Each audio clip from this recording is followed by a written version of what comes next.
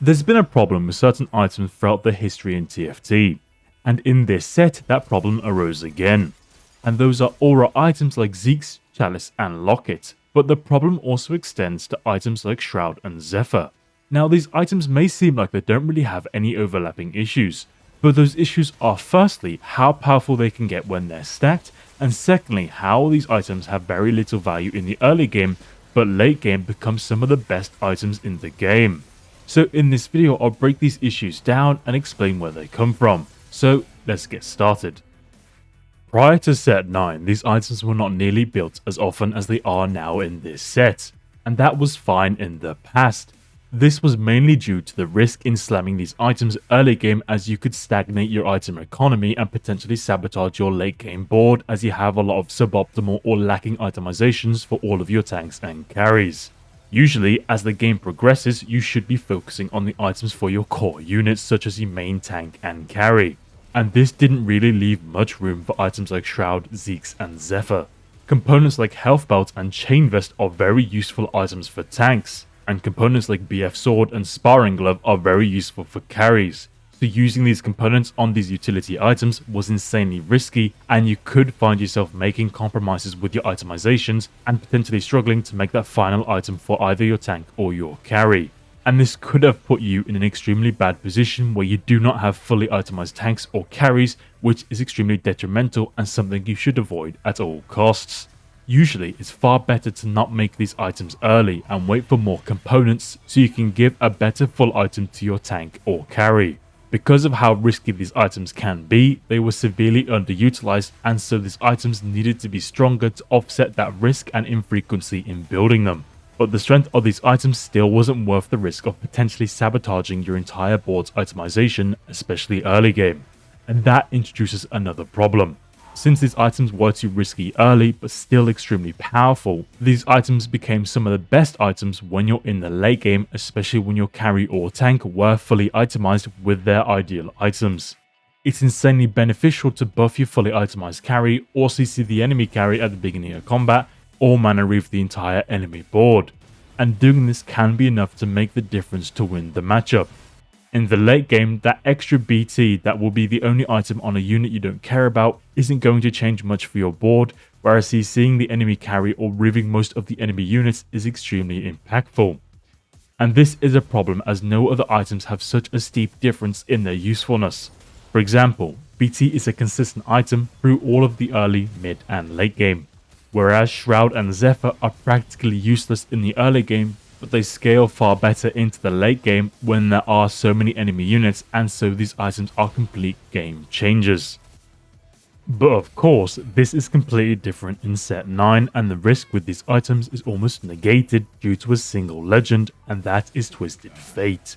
And that is solely due to his 2-1 augment, Pandora's Box, which will re-roll your components and allow you to cherry pick the best items for your board. Twisted Fate enables an extremely optimal playstyle, so these extremely powerful items will not sabotage your board in any way, and you have complete control over which ones you utilize, while not suffering from any poor itemizations on your carry or tank whatsoever.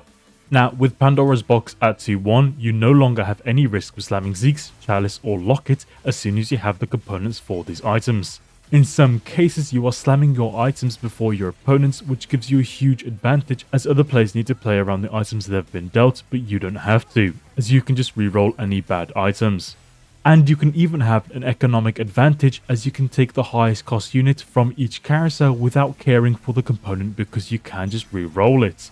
Anyway, with TF you can utilize these items extremely well, and you can even stack several of them to achieve the maximum effect. So you can kickstart the attack speed of your AD units, give an insane amount of AP to casters to maximize their damage, or provide an insane amount of shielding to numerous units to stall for a substantial amount of time. I mean, you even see strategies where you stack Zephyrs with TF so your units just completely ignore the enemy frontline. These items are problematic when they're stacked and combined with each other, so of course you'd think the obvious answer is to nerf them, but it's not that simple. I personally believe that these items had extra power to make up for how they may negatively affect players' overall item economy, as sometimes these items could be a last resort or players only had one of them. Of course, Zeke's, Chalice and Locket were all nerfed. Locket in particular feels like a completely worthless item now, and I find the individual components to be way more valuable than the full item, as they can make other much more valuable items. And they shouldn't really nerf these items just because of TF, because now taking and playing a single Zeke's or Locket just feels awful. What these nerfs to Locket and Zeke's mean is that getting these items if you're not stacking them feels very bad, and if you see items like this at your PvE anvil or on carousel, then you avoid them altogether. I wholly disagree with nerfing these items just because of Twisted Fate. So before all the Draven and Ezreal spam, there was a significant amount of players that spammed TF, but one thing I noticed is that triple Zeke's was far more common than triple Chalice. Why was this the case? Well, I believe that's because Zeke's does more for the AD units than Chalice does for the AP units. Zeke's provides an instant 25% increase in damage per second through autos. Anyway, AD comps have extremely powerful units that auto a lot and can have traits that increase the power of their autos like Gunner. So of course, instantly increasing the DPS of 3 separate powerful auto attack units will be very strong. Zeke's does 3 things: increase the attack speed of 3 units, which in turn increases their ult frequency, and both of these together significantly increases the DPS of the benefiting units. But this isn't quite the case for Chalice, as Chalice's effect is still limited by the mana cost of the units that receive the AP. For the AP to be effective and useful, these units need to cast, whereas AD units use attack speed extremely effectively because their autos are so powerful. I mean, Zeke's is even fine for AP units as it allows them to cast much faster, but conversely, Chalice isn't nearly as beneficial for AD units. Essentially, Zeke's is more useful for auto attackers than Chalice is for casters, and this is because Zeke's heavily enables those autos and so enables much more damage and much faster casts, whereas Chalice only increases the damage of units' ults and does not increase their mana generation or cast speed. Although one thing that I should add is that attack speed is a lot more powerful and consistent in set 9 because of the lack of CC. So items like Rageblade have plenty of time to stack as there won't be many interruptions to the stacking.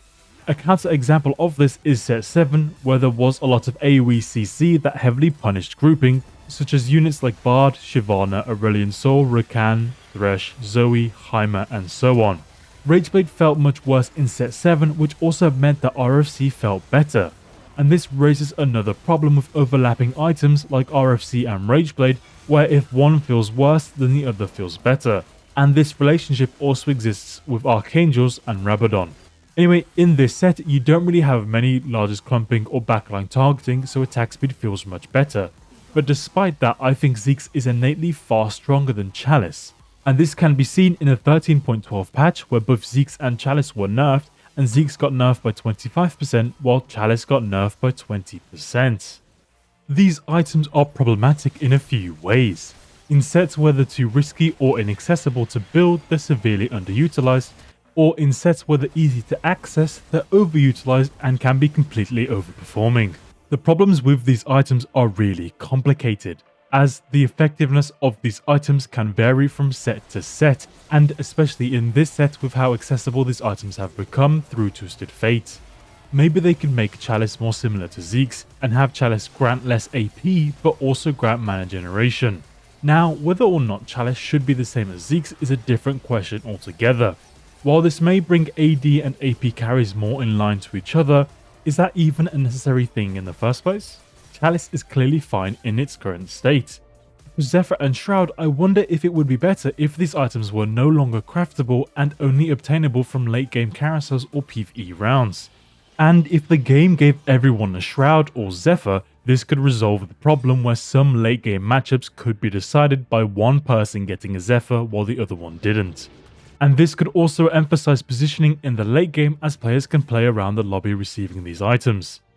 In this video, I would have also included Zerot, but there's not a huge amount of benefits from stacking them and they do not provide board power. They're more of a frontline contingency. And the components that make Zerot are some of the most valuable components in the game, so using them for something that doesn't spike your board is very wasteful.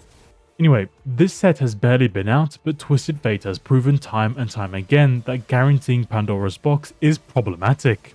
While Pandora's Box is a lot of fun, I never build these items anymore because of their nerfs. But yeah, now I'll leave some questions with you guys.